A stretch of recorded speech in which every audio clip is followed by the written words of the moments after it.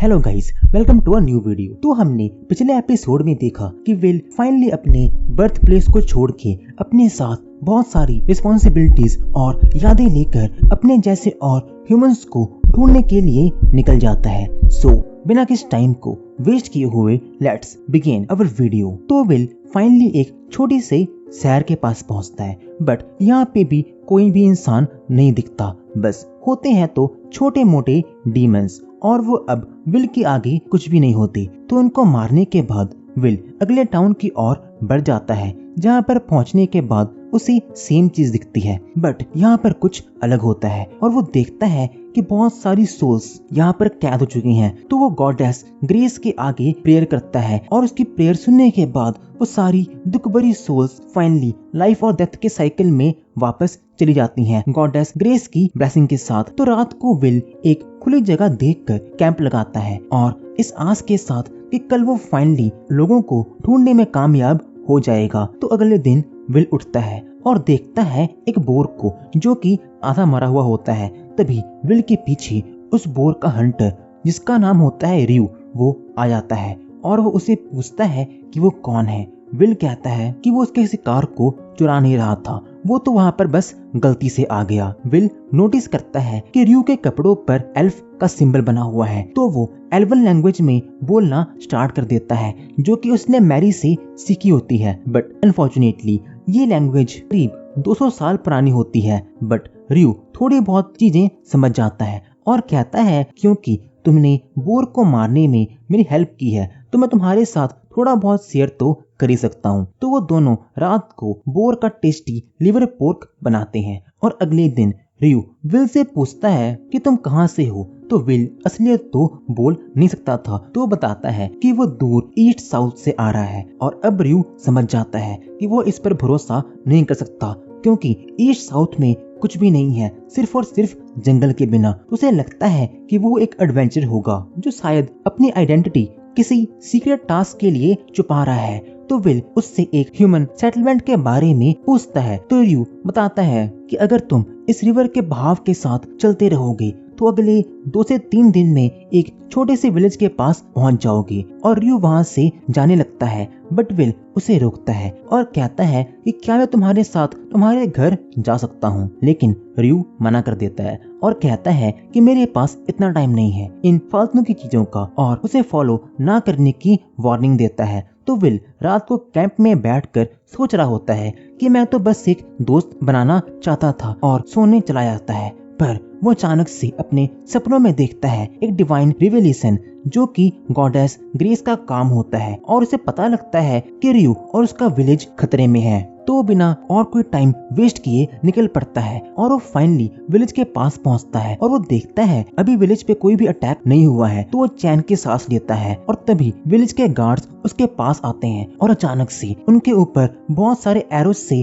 कोई अटैक कर देता है। तो विल उन गार्ड को कवर करता है और सभी विलेजर्स को बताने के लिए कहता है कि ये विलेज खतरे में है। और उसे फाइनली पता लगता है यहाँ पर रियू खतरे में नहीं है, बल्कि रियू ही असली खतरा है, क्योंकि वो अपने टीममेट्स के साथ इस विलेज पे अटैक कर रहा होता है। तो विल उसे रोकने की कोशिश करता है, बट रियू इतने आसानी से हार नहीं मानने वाला था। तो वो अपनी स्पिरिट्स का यूज करके अर्थक्वेक लाने में कामयाब हो जाता है, बट विल अपनी रॉ स्ट्रेंथ से उसके अर्थक्वेक को रोकता है, और रियू के साथ और सारे टीममेट्स को पकड़ लेता है। और विलेज के सभी लोग विल को थैंक यू बोलते हैं, और विल विलेज के चीफ से मिलता है, और चीफ विल को समझाता है कि ये विलेज बीस्टवुड में आता है, और यहाँ पर किंगडम का कोई भी रूल्स एंड लॉज नहीं लागू होते, इसकी वजह से बहुत सारे हंटर्स ऐसे ही हम पर अक्सर अटैक करते रहते हैं। और चीफ इसके बाद सभी रेडर्स से क्वेश्चन करने के लिए जाता है, और यू कहता है कि हमारे विलेज पर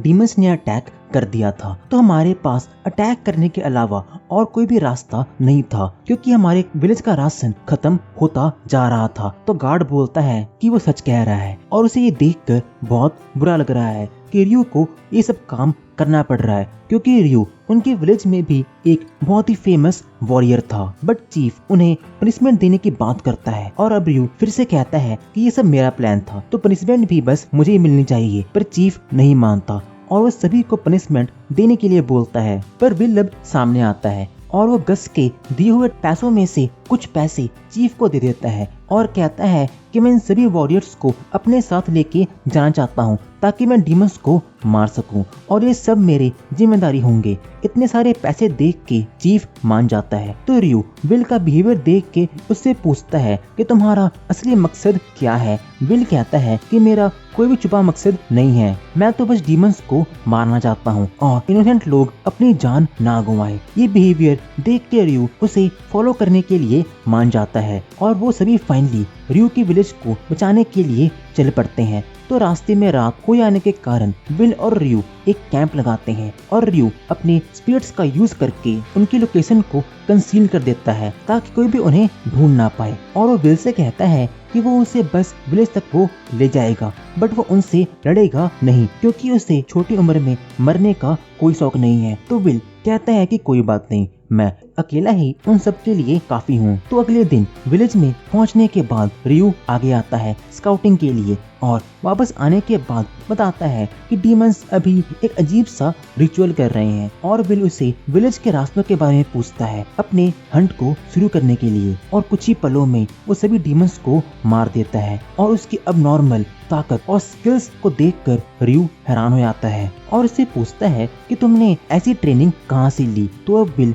ये तो कह नहीं सकता कि उसने एक स्केलेटन से ट्रेनिंग ली है, तो वो कह देता है कि मैं बस बहुत सारी ब्रेड खाता हूँ। और रियो समझ जाता है कि वो झूठ बोल रहा है, पर फिर भी वो कुछ नहीं कहता और दोनों फिर से विलेज में जाते हैं बचे खुचे सर्वाइवर्स को ढूंढने के लिए। तो एक छोटा सा बच्चा रियो को बिग ब्रदर बुलाता है, बट रियो उसकी हालत देख के डर जाता है और दूर हट जाता है। बट विल उस बच्चे को आराम से उठाता है और गॉडेस की दुआ करता है कि इस बच्चे को फिर से लाइफ और डेथ के साइकिल में वापस ले लो और आगे बढ़ जाता है। रियो विल को उसके घर के पास लेके जाता है और वहाँ पर मिलते हैं रियो की ग्रैंडमा से और विल उन्हें एकदम सही हालत में देखकर विल को लगता है उनकी सोल बहुत ज्यादा स्ट्रॉन्ग है और उन्हें मारने वाला होता है ताकि वो एक ताकतवर अनडेड में ना बदल जाएं, क्योंकि डीमंस का इफेक्ट पूरी विलेज में अब तक फैल चुका होता है। बट रियो उसे रोकता है और कहता है अभी वो पूरी तरह से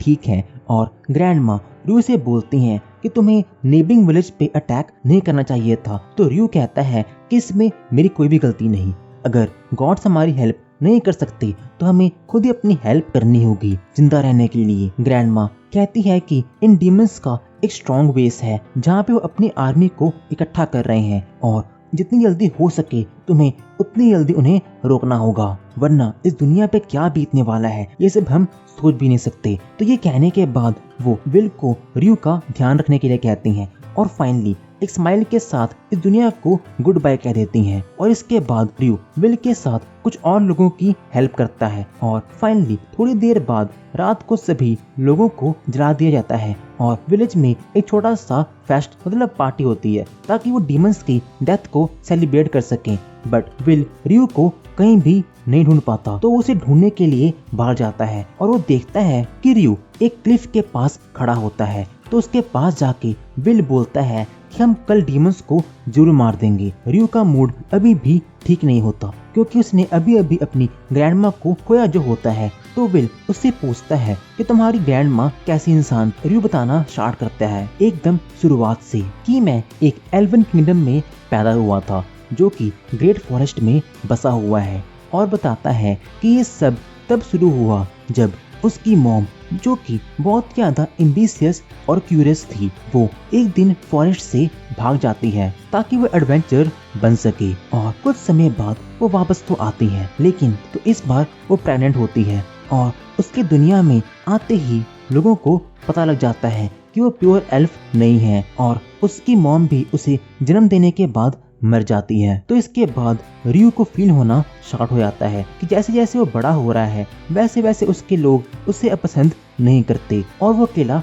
पड़ता जा रहा था। तो अपनी मॉम की तरह ही फॉरेस्ट से भाग जाता है और एक एडवेंचर की टीम को ज्वाइन कर लेता है ट्रेजर्स को ढूंढने के लिए। और उसे ऐसा लगता है कि फाइनली मैं इस जगह में बिलोंग करता हूँ। बट फिर से उसके साथ वही होता है जो उसने कभी भी सोचा भी नहीं होगा, क्योंकि उसकी पूरी टीम थोड़े से गोल्ड के लिए एक दूसरे को मार देती है। रयू एक एल्फ होने की वजह से जैसे तैसे पॉइजन को सर्वाइव कर लेता है और वो मिलता है मैपल उसकी ग्रैंडमा से, जो कि उसे अपने साथ रहने की परमिशन दे देती है। भले ही वो एक ह्यूमन नहीं था, पर उसकी ग्रैंडमा ने हमेशा उसका ख्याल रखा। पर डीमंस ने मुझसे वो एक खुशी भी छीन ली, वो भी कुछ ही पलों में। पर अब मेरे पास एक गोल है और वो है डीमन लॉर्ड को मारने का। और वो विल से गॉडेस की गाइडेंस मांगता है, तो विल उससे इम्प्रेस हो जाता है और वो दोनों अब ऑफिशियली टीम मेंबर्स बन जाते हैं। और एक छोटी सी बात के बाद वो दोनों फिर से पार्टी को ज्वाइन करते हैं और अगले दिन विलेज के कंस्ट्रक्शन का काम